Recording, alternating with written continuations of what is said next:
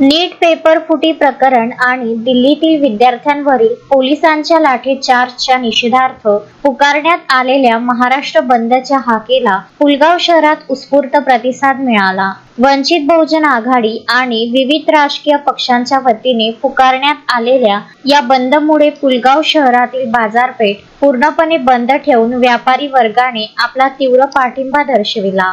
नीट paper फुटी प्रकरणाविरोधात देशाचे युवा वैज्ञानिक सोनम वांगचुक मागील 26 दिवसांपासून दिल्लीतील जंतर मंतरवर आमरण उपोषणावर बसले आहेत। जंतर मंतरवर शांततापूर्ण आंदोलन करणाऱ्या विद्यार्थ्यांवर आणि कॉकरोच जनता पार्टीचे पदाधिकारी अभिजित दिपके यांच्यासह उपस्थित कार्यकर्त्यांवर केंद्र सरकारने अमानुष लाठीचार्ज करत त्यांना तुरुंगात डांबल्याचा आरोप करण्यात आला आहे। शिक्षण मंत्री धर्मेंद्र प्रधान यांना तात्काळ मंत्रिपदावरून बडतर्फ करावे, जेणेकरून पुढील नीट परीक्षा पारदर्शक पद्धतीने पार पडू शकतील, अशी प्रमुख मागणी विद्यार्थ्यांकडून केली जात आहे। मात्र सरकार दडपशाहीचे धोरण राबवत असल्याचा आरोप आंदोलकांनी केला आहे। या देशव्यापी आंदोलनाला पाठिंबा देण्यासाठी पुलगावमधील सर्वपक्षीय नेते, कार्यकर्ते आणि व्यापारी वर्ग एकत्र आले होते। शहरात काढण्यात आलेल्या या मोर्चामध्ये आणि निदर्शनांमध्ये विविध पक्षांचे प्रमुख पदाधिकारी व कार्यकर्ते मोठ्या संख्येने उपस्थित होते।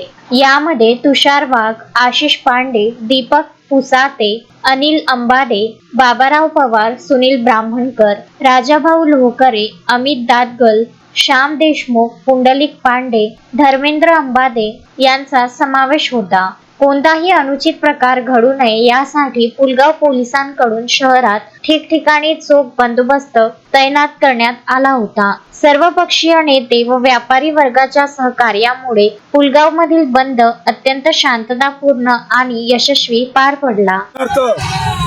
पूर्ण महाराष्ट्र बंदला या पुलगावच्या वतीने आम्ही पाठिंबा दिला होता। पूर्ण मार्केट आज या ठिकाणी बंद आहे। शाळा कॉलेजला सुद्धा या ठिकाणी सांगितलं होतं की बंद करण्यात यावे।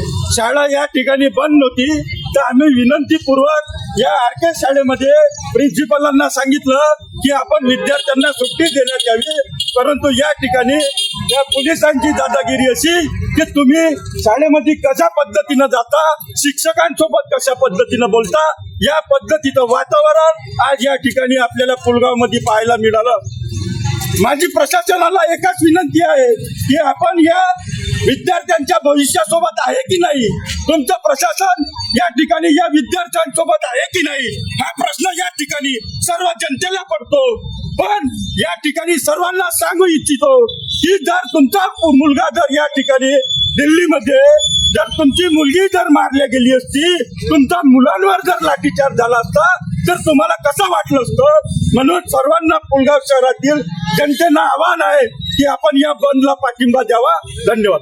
अश्विन शाह, विदर्भ न्यूज, पुलगाव।